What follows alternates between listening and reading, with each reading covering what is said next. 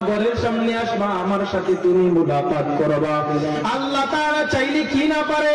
আল্লাহ চাইলে পাহাড়কে সাগর, সাগরকে পাহাড় বানাইতে পারেন। আমার আল্লাহ পারেন না? পারেন কি পারেন না? আমার আল্লাহ এমন আল্লাহ, পাহাড় পরিমাণ গুনাহ নিয়ে যদি কেউ বলে ও আল্লাহ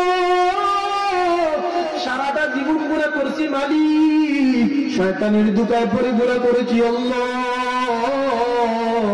শয়তানের ওয়াসওয়াসার মধ্যে পড়ে গুনাহ করেছি আল্লাহ, ও দয়ার মালিক মাফ করে দেন রে আল্লাহ। আল্লাহ বলে বান্দা তুমি চুকুর পানি ফেলে আমার কাছে যদি ভালো করে বলতে পারো রে বান্দা, শুনো শুনো শুনো, আমি আল্লাহ তোর দিকে তাকাতাকি বান্দা, কখন তুই বলবি ও আল্লাহ, কখন তুই আমি আল্লাহ রে আল্লাহ বলে ডাকবি, আমি আল্লাহ তোর মুখের দিকে তাকাতাকি, আমি আল্লাহ তোর কত মহব্বত করি জানো। প্রতিদিন রাতে তুমি ঘুমাও, আমি আল্লাহ ঘুমাই না। আমি আল্লাহ রাত্রি যখন শেষ রাত্র হয়ে যায়, আমি আল্লাহ প্রথম আসমানে চলে আসি, এসে বলি ও বান্দা আয় তোর কিছু লাগবে নি, আমারে বল কে আছো পেরেশানির মধ্যে, আমারে বলো পেরেশানি থেকে উদ্ধার করব। আমি আল্লাহ ঘুমাই না, ও বান্দা আসো আসো আমি আল্লাহর কাছে বলো। আল্লাহ বলেন ও বান্দা যদি তুমি চোখের পানি ফেলে বলতে পারো, আল্লাহ রাসূল হাদিসের মধ্যে জানালেন একদম যখন মানুষ বৃদ্ধ হয়ে যায়, 80 বছরের বৃদ্ধ যখন পরিবারের সবার কাছে বোঝা হয়ে যায়, ঘরের সন্তান যখন বলে বাবা তুমি বেশি বকবক করিও না, স্ত্রী যখন বলে বুইড়া হয়ে গেলা খাসলত পরিবর্তন হইল না, মেয়েটা যখন বলে বাবা বেশি কথা বলবা না, তোমার বকবক ভালো লাগে না, যখন পরিবারের কারো কাছে দাম নাই, যখন চামড়াটা একদম বাজ হয়ে গেল, কোমরটা নুয়ে গেল, বুইড়া হয়ে গেল, যখন তোমাকে ইউজ করলে এই যে টিস্যু আমার হাতে, এই টিস্যু যখন আমি ব্যবহার করলাম শেষ ব্যবহার শেষ করে দিলাম, এরকম ভাবে যখন আপনাকে সবাই ব্যবহার করে শেষ, আপনার সবকিছু যখন ড্যামেজ হয়ে গেল, দেখা যায় পরিবারের কাছেও দাম নাই, সমাজের কাছেও দাম নাই, সন্তানরা ঘর থেকে বাহির করে যায়। আল্লাহর রাসূল বলেন যদি তুমি একদম বয়সের বাড়ি একদম নুয়ে দাও, তারপর যদি আমি আল্লাহর কাছে তওবা করো, আমি আল্লাহ তোমার কাছে আপন ভেবে টেনে নেই। ও বান্দা আমি আল্লাহর কাছে যদি ভালো করে বলতে পারো, আল্লাহর কাছে যদি ভালো করে বলতে পারো, আল্লাহ বলেন 80 বছরের গুনাহ আমি আল্লাহ মাফ করে দেই। বলেন সুবহানাল্লাহ। হজ করবেন ভালো কথা, প্রতিদিন প্রতি বছর কত মানুষ হজ করতেছে, কয়জনের হজ কবুল হয়? এলাকায় হাজী সাহেবের অভাব নাই, কয়জনের হজ কবুল হইল? অনেক বড় আলেম, অনেক বড় বুজুর্গ, আব্দুল্লাহ ইবনে মুবারক রাহমাতুল্লাহি আলাইহি অনেক বড় বুজুর্গ, ইমাম বুখারী রাহিমাহুল্লাহ উস্তাদ আব্দুল্লাহ ইবনে মুবারক রাহমাতুল্লাহি আলাইহি একটা ঘটনা বলেন।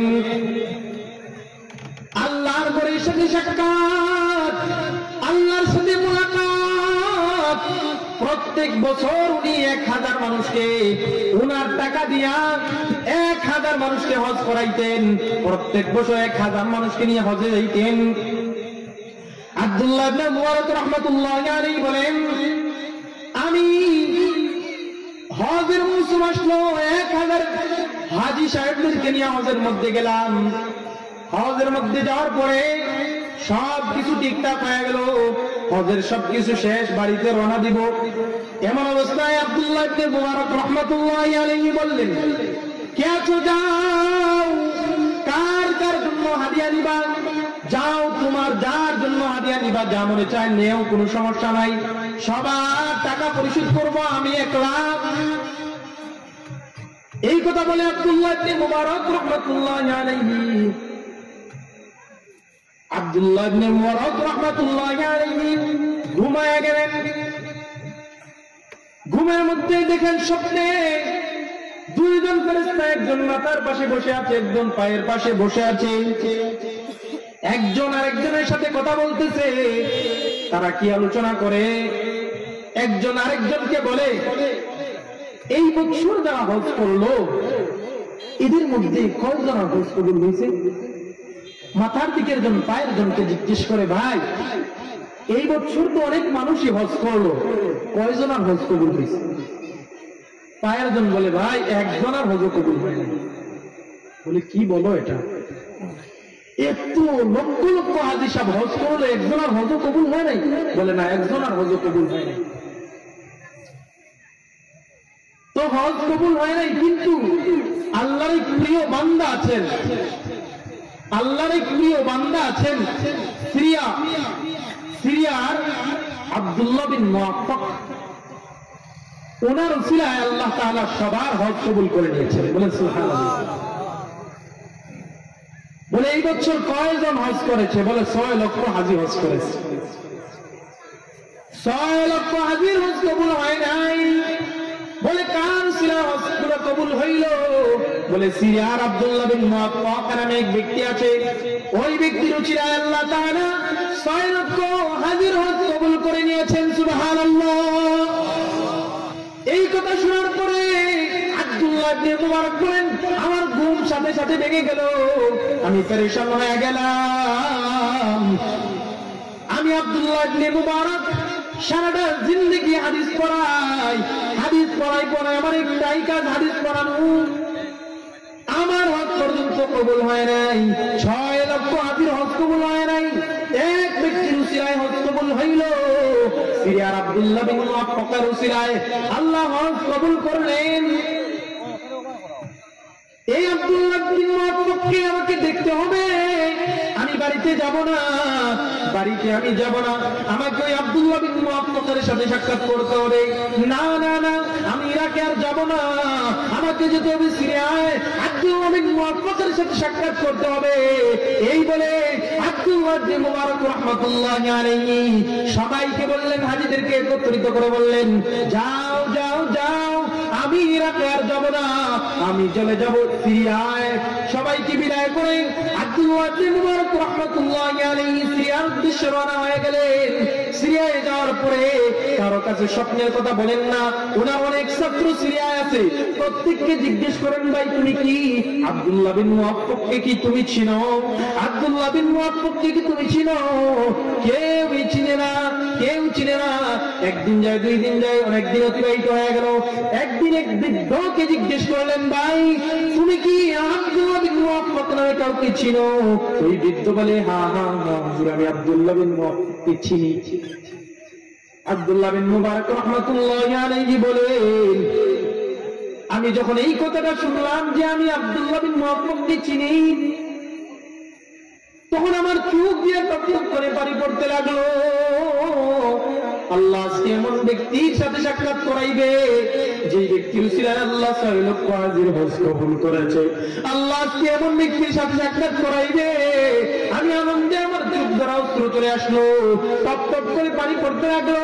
ওই ব্যক্তি আমাকে আব্দুল্লাহ বিন মুআফফাকের কাছে নিয়ে গেল। আমি ওই ব্যক্তির সাথে সাক্ষাৎ করে বললাম, আমি আব্দুল্লাহ বিন মুবারক। ওই ব্যক্তি বলল, হুজুর কোন আব্দুল্লাহ বিন মুবারক? জগৎ বিখ্যাত আলেম ইমাম বুখারীর উস্তাদ আব্দুল্লাহ বিন মুবারক উনি? বলে হ্যাঁ, ইমাম বুখারীর উস্তাদ আব্দুল্লাহ বিন মুবারক, সেই আব্দুল্লাহ বিন মুবারক আমি। বলে আল্লাহু আকবার, সাধারণ একজন মুচি আমি, আমার ঘরে আপনি কেমনে আসলেন? আব্দুল্লাহ বিন মুবারক বলেন, ও ভাই, পরে জানবা কেমনে আসলাম, আগে তুমি আমারে বলো, তোমার এমন কোন আমল আছে যে আমলের কারণে আমাকে ওই বাইতুল্লাহ আল্লাহর ঘর থেকে তোমার এখানে টেনে নিয়ে আসলো? বলো দেখি তোমার এমন কোন আমল আছে। এবার ওই লোক বলে, হুজুর বসেন, আমার তেমন কোন বড় আমল নাই, একটা ছোট্ট আমল আছে, বলি শুনেন। আমি সাধারণ মুচি মানুষ, রাস্তার পাশে বসে মানুষের জুতা সেলাই করে দেই। আমি মুচি মানুষ, আমার তেমন বড় কোনো আমল নাই। নাই। আমি প্রতিদিন রাস্তার মোড়ে বসে বসে মানুষের জুতা সেলাই করে দেই, এটাই আমার প্রতিদিনের রুটিন। কিন্তু আমার মনের মধ্যে ইচ্ছা থাকলো আমি আল্লাহর ঘর দেখবো, আমি আল্লাহর ঘরে তওয়াফ করব, রাসূলের রওজার সামনে দাঁড়ায় সালাম দিব।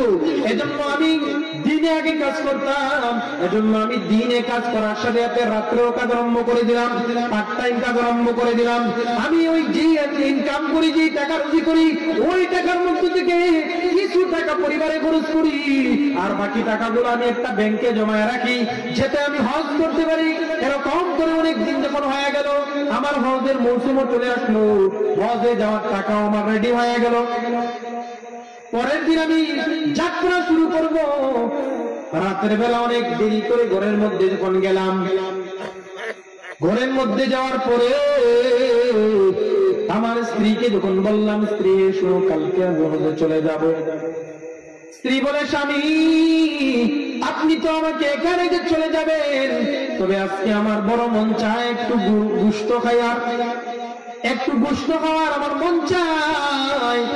স্বামী হে, যদি একটু গোশত খাওয়া যাইতেন আমার ইচ্ছাটা পূরণ হইত। এবার আব্দুল্লাহ বিন মুআফফাক বলেন, ওগো প্রিয় স্ত্রী শোনো, এত রাত্রে তুমি যে বললা গোশত খাইবা, এখন গোশত কই পাই? বাজারেও তো কসাইকে পাওয়া যাবে না, তুমি যেহেতু বলতেছো কই পাই গোশত। কিন্তু স্ত্রী বায়না করছে, বেচারা হাতের মধ্যে পেগনি আবাই হয়ে গেছে, দেখি গিয়া বাজারে কি কসাইকে পাওয়া যায় কিনা। যখন বাইর হইল, এমন সময় ঘরের বাইর থেকে বাইর হওয়ার পরে দেখা যায় 2-3 ঘরের পর থেকে একটা ঘর থেকে গোশতের ঘ্রাণ আসতেছে। ওই ঘরের সামনে গিয়া ডাক দিয়া বলল, ও প্রতিবেশী ভাই, কে আছো, আসো, ঘর থেকে বাইর হয়ে আসো। এরকম ভাবে ডাক দিল, ঘর থেকে একজন মানুষ বাইর হয়ে আসলো। বলে, কি ভাই, কি চাও, কেন ডাকতেছো? বলে, তোমার ঘর থেকে গোশতের ঘ্রাণ আসতেছে, কালকে আমি হজে চলে যাব, আজকে আমার স্ত্রী একটু গোশত খাওয়ার ইচ্ছা হয়েছে, তোমার ঘর থেকে তো গোশতের ঘ্রাণ আসতেছে, ও ভাই আমাকে একটু গোশত দাও, একটা বাটির মধ্যে দিয়ে দাও, সকালে ওই বাটি যাওয়ার সময় আমি দিয়ে যাব। তখন ওই ব্যক্তি ভারাক্রান্ত হৃদয়ে আব্দুল্লাহ বিন মুআফফাককে উত্তর দেয়, হে আব্দুল্লাহ,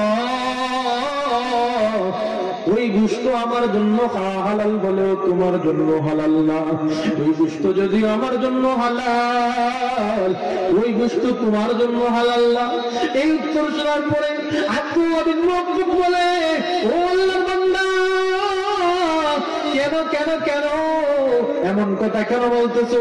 যেই গোশত তোমার জন্য খাওয়া হালাল, ওই গোশত আমার জন্য খাওয়া কেন হারাম?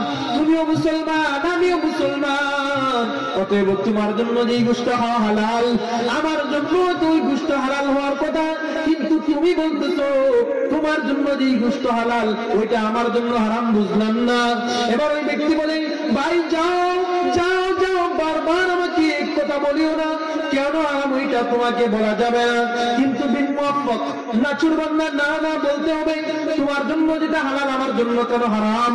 তুমিও মুসলমান, আমিও মুসলমান, তোমার জন্য যেটা হালাল আমার জন্য ওইটা হালাল, তোমার জন্য যেটা হারাম আমার জন্য ওইটা হারাম।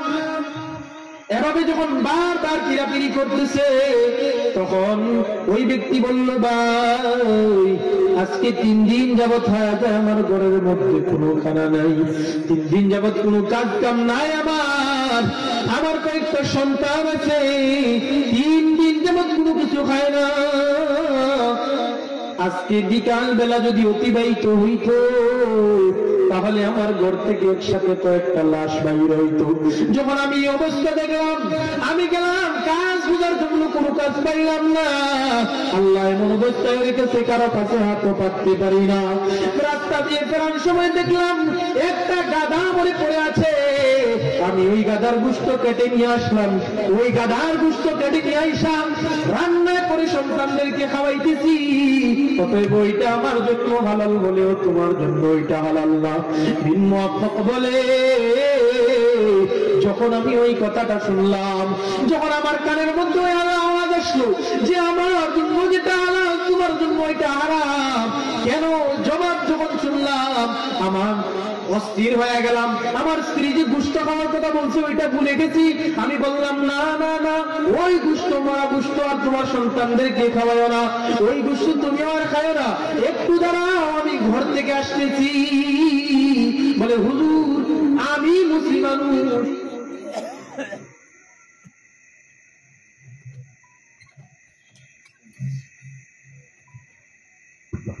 সম্মানিত উপস্থিতি, ইতিমধ্যে আমাদের মাঝে উপস্থিত হয়েছেন আমাদের সকলের পরিচিত মুখ শাইখুল হাদিস হযরত মাওলানা ফজলুর রহমান খান সাহেব দামাত হুজুর দামাত বারাকাতুহুম।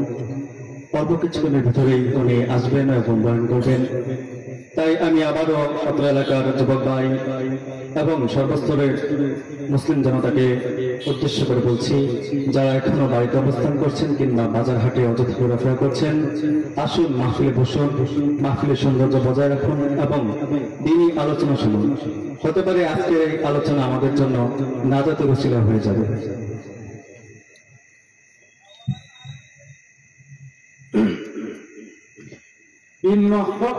রহমতুল্লাহি আলাইহি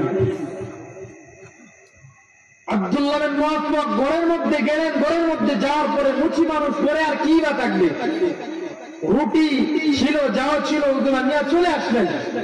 আসার পরে বলেন আমি হজের জন্য যে টাকাটা জমাইছি ওই টাকাও সবগুলো নিয়ে আসলাম। নিয়ে আসার পরে রুটিগুলো দিলাম, টাকাও সবগুলো দিয়ে দিলাম। বললাম এই নাও টাকা, তোমার সন্তান কিনে তুমি খাদ্য কিনে খাও। ওই ব্যক্তির টাকা রাখতে চাইলো না, আমি জোর করে টাকাটা দিলাম, দিয়ে দিলাম টাকা। এখন টাকা দেওয়ার পরে যখন ঘর থেকে বাইর হয়ে চলে আসলাম, আমার মনের মধ্যে পরক্ষণই মনে একটা কষ্ট লাগলো, হায় রে এতদিন পর্যন্ত টাকাটা জমাইলাম আল্লাহর ঘরে যাওয়ার জন্য, কিন্তু হায় হায় আজকে ওই টাকাটা একজনকে দিয়ে দিলাম। যাই হোক আল্লাহ তাআলা আমাকে, আল্লাহ যদি কবুল করে পরের বছর ইনশাআল্লাহ আমি যাব। এই ভেবে যখন আমি চলে আসলাম ঘরের মধ্যে, আমি চলে আসলাম, আমি যখন দেখলাম রাতের বেলা যখন ঘুমাইলাম, হায় আল্লাহু আকবার, আমি ঘুমের মধ্যে দেখি আমার ঘর আলোকিত হয়ে গেল, আমার ঘর সুগন্ধি ছড়ায় গেল, আমার ঘরের মধ্যে আলো জ্বলে উঠল।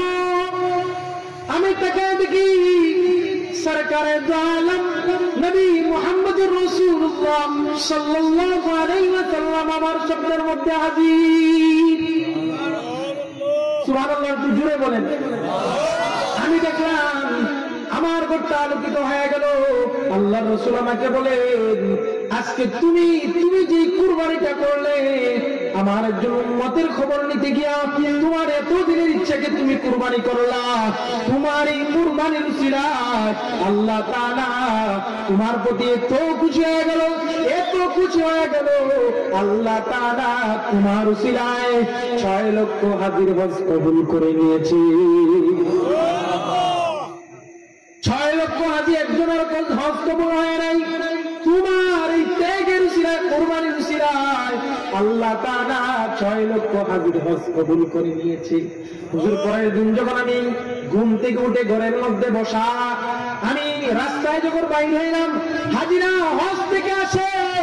একজন আমাকে বলে ভাই তোমাকে তো দেখলাম মিনায় আমার পাশে জিরা পরে কই গেলা পাইলাম না। আরেকজন বলে ভাই তোমাকে তো আরাফায় আমার পাশে দেখলাম, পরে আর পাইলাম না, কই গেলা? হুজুর আনন্দে আমার চোখটা ভরে গেল, আনন্দে আমার চোখ দিয়ে অশ্রু চলে আসলো। আল্লাহু আকবার, আল্লাহু আকবার। অতএব আল্লাহ যাকে পছন্দ করেন, আল্লাহ যাকে মায়া করেন, আল্লাহ যার ভালো চান তার ভালো কেউ টেকাইতে পারে না, ঠিক না বেটি? আল্লাহ তাআলা বলেন বান্দা তুমি আমার কাছে চাও, আমি আল্লাহ তোমাকে দেওয়ার জন্য প্রস্তুত। আমি আল্লাহ যেটা আদেশ করলাম ওইটা করো, যেটা নিষেধ করলাম ওইটা থেকে বিরত থাকো। আমি আল্লাহ তোমার যেটা বলছি ওইটা করো, যেটা করার কথা বলছি ওইটা করো, যেটা থেকে নিষেধ করছি ওইটা থেকে বিরত থাকো। যেটা বলছি করবা ওইটা করো, যেটা বলছি করবা না ওইটা করবা না। আমরা গরুর গোশত খাই কেন? বলে আল্লাহ বলছে এজন্য খাই। বলে শুকরের গোশত খাও না কেন? বলে আল্লাহ নিষেধ করছে এজন্য। আল্লাহ আদেশ করছে গরুর গোশত খাও, আল্লাহ নিষেধ করছে শুকরের গোশত খাও না। কিন্তু আল্লাহর তো একটা আদেশ, সুদ খাও না, তারপরেও কেন তুমি সুদ খাও? তারপরেও তুমি কেন সুদ খাও? সুদের গুনাহ নিয়ে যদি কবরে যাও, আল্লাহ তাআলা বলেন বান্দা এই সুদের গুনাহ নিয়ে যদি তুমি কবরের মধ্যে আসো, এই কবর সাপ বিচ্ছুর ঘর, পোকামাকড়ের ঘর, এই কবরের মধ্যে আসার পরে এই কবর এমন ঘর, কারো জন্য জান্নাতের বাগান, আবার কারো জন্য জাহান্নামের টুকরা। অতএব খবরদার খবরদার, এই ঘরে আসার পরে যদি তোমার আমল ভালো হয় তাহলে আল্লাহ তাআলা তোমার কবরকে জান্নাতের বাগান বানায় দিবে। আর যদি আমল ভালো না হয়, দুই পাশের মাটি এমন ভাবে চাপ মারবে তোমার আড্ডি গোলা ভেঙে চুরমার হয়ে যাবে। এজন্য আল্লাহ তাআলা যে কথাগুলো বললাম, আল্লাহ তাআলা আমাদের সবাইকে উক্ত কথার উপর আমল করার তৌফিক দান করুন। আমাদের মাঝে আমার হুজুর এসে গেছেন, অতএব আপনারা হুজুরের কাছ থেকে দামি দামি কথা শুনবেন। যে কথাগুলো বললাম আল্লাহ তাআলা আমাদের সবাইকে উক্ত কথার উপর আমল করার তৌফিক দান করুন। ওয়া আখির দাওয়ানা আলহামদুলিল্লাহ। আলহামদুলিল্লাহ, সুম্মা আলহামদুলিল্লাহ। এতক্ষণ যাবৎ শুধু কিছু বিষয়ে অত্যন্ত গুরুত্বপূর্ণ আলোচনা শুনছিলাম। আল্লাহ পাক রব্বুল আলামিন যেন আমাদের সমাজকে শুদ্ধ মুক্ত একটা সমাজ করার তৌফিক দান করুন। সম্মানিত উপস্থিতি, এই পর্যায়ে আপনাদের সম্মুখে কুরআন হাদিসের আলোকে অত্যন্ত গুরুত্বপূর্ণ নসিহত পেশ করবেন প্রবীণ আলিমে দ্বীন উস্তাদুল আসাতিজা শাইখুল হাদিস হযরত মাওলানা ফজলুর রহমান খান সাহেব বানিয়াচঙ্গী হুজুর। এই পর্যায়ে আপনাদের সম্মুখে কুরআন হাদিসের আলোকে অত্যন্ত গুরুত্বপূর্ণ তাফসীর পেশ করবেন শাইখুল হাদিস হযরত মাওলানা ফজলুর রহমান খান সাহেব। হুজুরের আলোচ্য বিষয় পর্দার গুরুত্ব। হযরতকে ওনার গুরুত্বপূর্ণ নসিহত পেশ করার জন্য শুভেচ্ছা অনুরোধ করছি।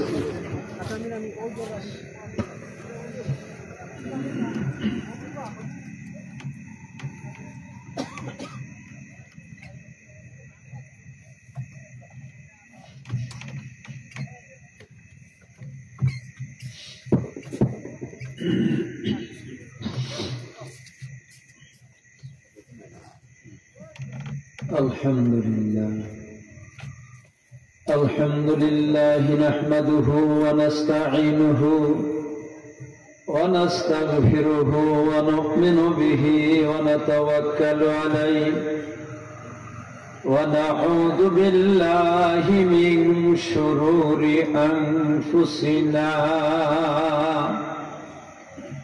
ومن سيئات أعمالنا من يهده الله فلا مضل له ومن يضلله فلا هادي له